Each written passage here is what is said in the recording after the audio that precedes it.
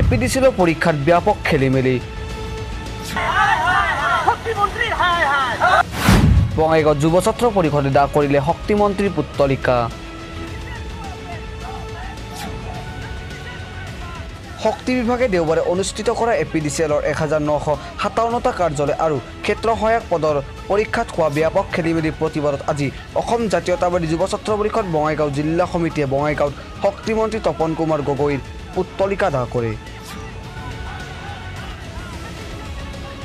অসমতে যি কালি হৈ যোৱা এপিডিচিএল পৰীক্ষাৰ যি ব্যাপক খেলিমেলি তাৰ প্ৰতিবাদত অসম জাতীয়তাবাদী যুৱ ছাত্ৰ পৰিষদৰ বঙাইগাঁও জিলা সমিতিয়ে আমি এপিডিচিএল বঙাইগাঁৱত থকা বৰপৰাস্থিত অফিচৰ আগত আমি তেওঁলোকৰ মন্ত্ৰী শক্তিমন্ত্ৰী তপন গগৈৰ প্ৰতিমূৰ্তি দাহ কৰিলোঁ।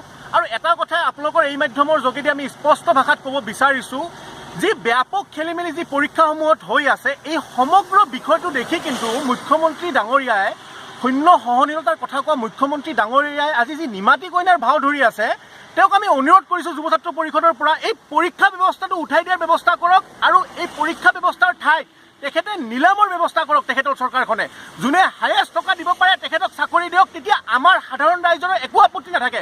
কাৰণ এজন দুখীয়া ল'ৰা ছোৱালীৰ পৰা 300ৰ পৰা 500 টকা ফিজ লৈ চালান কাটি তেওঁলোকে যে পৰীক্ষাৰ নামত যি ভেকু ভাওনা পাতিছে, গতিকে এই ভেকু ভাওনাখন নাৰাখি নিলামৰ ব্যৱস্থা কৰক, যোনে হায়েষ্ট টকা দিব তেখেতক চাকৰি দিয়ক।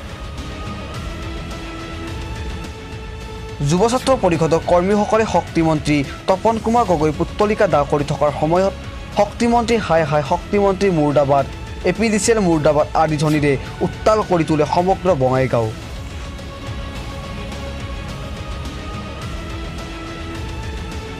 যুৱ ছাত্ৰ পৰিষদৰ জিলা সমিতিয়ে বঙাইগাঁও বৰপৰাস্থিত শক্তি বিভাগৰ বঙাইগাঁও বৈদ্যুতিক উপসংমণ্ডলৰ কাৰ্যালয়ৰ সন্মুখত এই পুত্তলিকা দাহ কৰি প্ৰতিবাদ সাব্যস্ত কৰে।